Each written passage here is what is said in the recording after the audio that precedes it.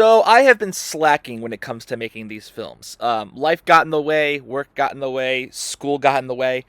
Pretty much everything that I thought wouldn't have been a problem with me making these videos did get in the way of me making these videos. So what I'm gonna do is, since I have about like 10 hours to go before the Oscars even come on, I'm going to make a full-on compilation video where I run down every film that's been nominated for Best Picture. We're going to talk about each film that I have talked about again, and we're going to touch the ones that I haven't. Hopefully, this is a format that works. I'm still working at the kinks on what I want out of this show. And I'm hoping that this is going to be something that we will continue to do moving forward every year. Films like Ford v Ferrari are very safe bets. They're films that aren't going to really offend anybody. They're just going to entertain as many people as possible. They don't necessarily rock the boat, and that's not always a bad thing. Sometimes we want films that are going to be just something to enjoy, something to sit down and have a good time with everybody involved. That being said, it's not necessarily something that you would see win Best Picture, at least not by today's standards. This film is something that would have won Best Picture 20 years ago, maybe even 10 years ago. But today, with films that are more leaning political and daring and trying to just like one up each other, this is not something that will make it in the long run. Parasite. I mean, look, I get why people like this film. It's definitely daring and it's pushing the envelope in a lot of ways, and especially in terms of storytelling and structure. But I was not into it, and I tried so hard to push myself to like this film because I everyone was raving about it. And when you watch a film that everybody else likes and you're trying to give it a shot and you don't get it, like, you start to wonder if there's something wrong with you. But for me, I think the concept is interesting. I think it's a little bit all over the place in how it's executed, and maybe I need to give it another shot.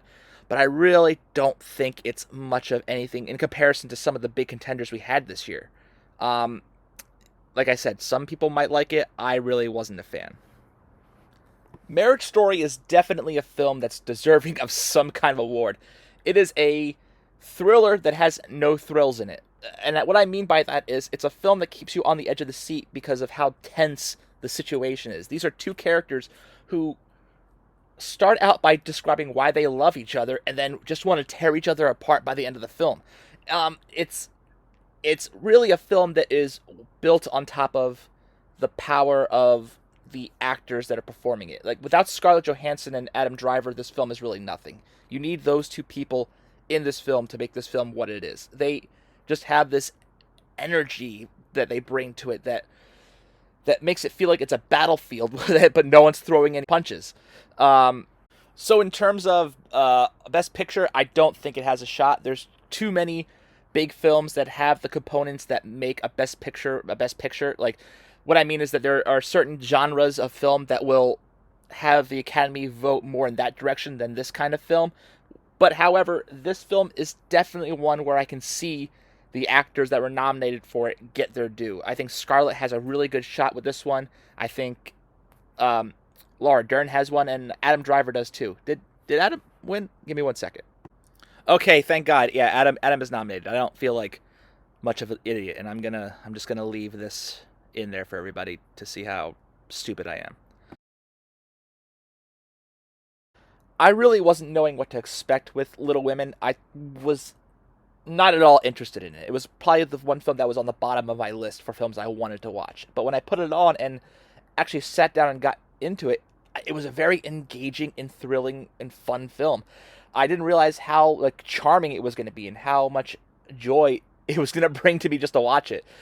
I know that sounds a little dramatic, but it was just really it was pleasant and fun to have this kind of film to watch.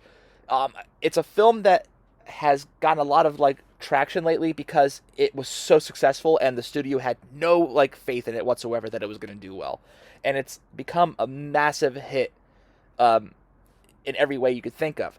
So it's a film that is considered a wild card in the, at least to me, it's a wild card. This is a film that could definitely win Best Picture.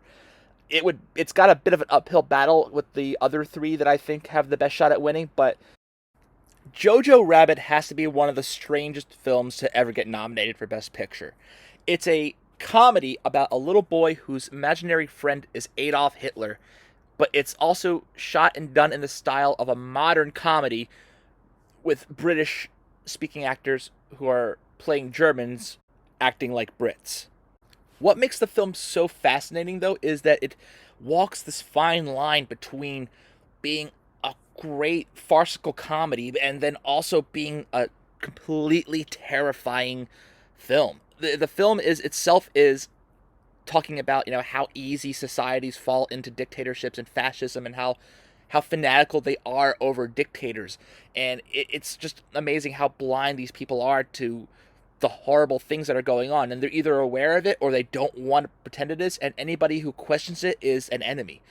And I just really, really did like it. I think this film is a strong film. I think it's worth a shot in the Oscars. I don't think it's going to win because, like I said, there's other big contenders at play here. But this is a film that will definitely win awards in the other areas, the more technical areas. It's a period piece, so that means that the costume designs, production designs, scenic design, these are things that it will definitely have a good shot at winning in. Another thing is it's an adapted screenplay, so the story is phenomenal, and the way that it's written is really well done. So I can definitely see this film winning Best Adapted Screenplay. Once Upon a Time in Hollywood is probably my personal favorite of the year. I am a big fan of Tarantino. I love his writing style. I love his story structure. I love his dialogue. He's one of the best dialogue writers in the industry. And this film is just a fine example of his love for the film industry itself and for just like American folklore. I can't tell you how much this film is great. I mean, down to its production design, down to the performances of DiCaprio and Brad Pitt, just down into the music, and especially like his crazy ass take on history and real life events just make this film a phenomenal film to watch. If you have any interest in Hollywood, especially old Hollywood, the golden age of Hollywood, this is the kind of film you want to watch. And my reason for thinking this has a really good shot at winning Best Picture is because the Academy loves films about them. Films that have to do with actors or performance or the entertainment industry or Hollywood itself always seem to have a really good shot at winning, and that's why that's in a more cynical way, that's why I think this film will have the best chance at winning the Best Picture this year. Another film that's a heavy contender for winning Best Picture this year is 1917.